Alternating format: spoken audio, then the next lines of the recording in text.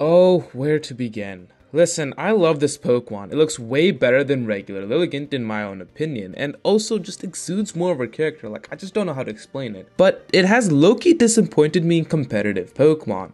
Like, it's not downright offensive, but it isn't anything noteworthy in the metagame right now. Hisuian Lilligant is the ancient form of regular Lilligant, and right off the bat with their stats, you can see that Hisuian is the more offensive one with the more min-max stats. It also gained the fighting type for additional coverage, but that also comes at a cost with more weaknesses.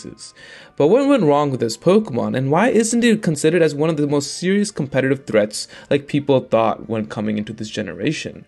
Well, for starters, this Pokemon has an amazing signature move of Victory Dance, and if this was on any other Pokemon, frankly we might be talking about an Uber ban. It raises the attack, defense, and speed by one stage, which frankly seems overpowered till we circle around on this Pokemon.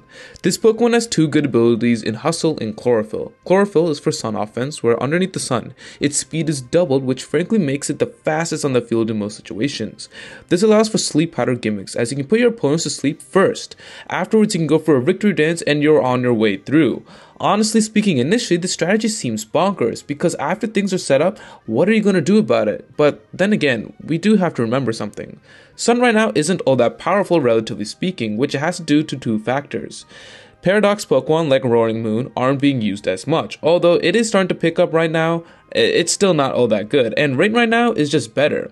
I already talked about it previously in my other video, but Rain right now with Basculegion, Zapdos, Tornadus, etc. is just way more superior, not to mention earlier Rain abusers.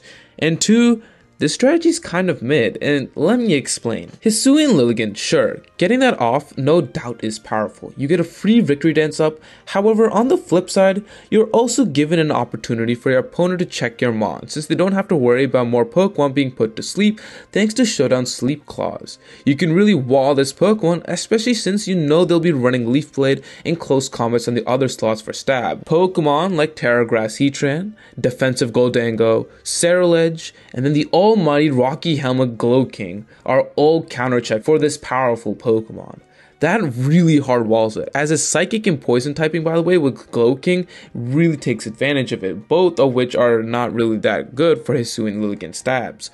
And alongside Rocky Helmet, Lilligant will be taking more damage as if it isn't frail enough. Taking one hit for this Pokemon is like a nuke, it cannot handle most hits. This is also counting on the fact there's no spikes or other hazards on your side in most cases, which, I mean, then again, if you have to set up the sun, in most likely cases or not, there's going to be hazards, which means Hisuian Lilligant is going to take that damage. And this Pokemon needs a life orb to keep its damage output high on most occasions, so theoretically speaking, running heavy duty boots or sash or whatever you want to call it is just inefficient. Before I keep ranting on this Pokemon, however, I do have a very important announcement to make to all of you guys. We are on the road to now 8K subscribers, and I need your guys' support. I make competitive Pokemon content like this like all the time, and if you guys enjoy this video, you guys will definitely like what's coming in the future. A lot of you guys who are watching are not subbed, so if you enjoy, it would really mean a lot for your guys' support. Anyways, back to the video. And don't get me started if you want to add like Ice Spinner. Like, one, this Pokemon's coverage isn't that spectacular, and two, that isn't going to solve out the outright problem.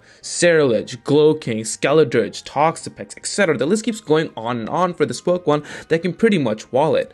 And even so not, priority unfortunately exists in this generation, and this thing cannot take those types of moves nicely, since it's going to be hurt taking those.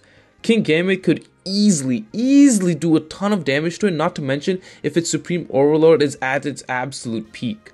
So yeah, Chlorophyll seems nice, but once you commit to like Sleep Powder, that is assuming it hits, you then have to ensure it will do something and pray to God your opponent has nothing for this Pokemon. But I'm not done either, we still haven't gone over Hustle, and listen, Hustle seems like a good ability for this Pokemon, don't get me wrong, the added damage is great, until you realize all of your moves have a chance to miss, and yes, this counts for moves that already have the chance to miss, so you're having more of a chance to miss. Sure, this may free up on most occasions a third attacking move, but for the cost of accuracy, I don't know about that one.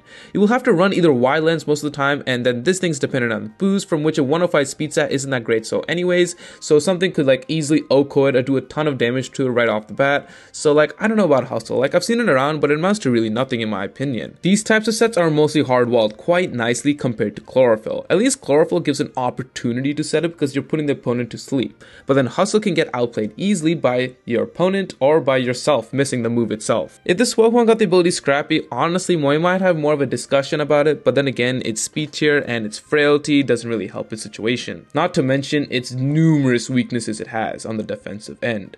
It needs too much of the right circumstances to get going, and with the counters being popular threats kind of, I don't really see this thing dominating, at least of this situation, at least right now. Without a setup, this mon is pointless, and that is unfortunate because this thing did really have amazing potential.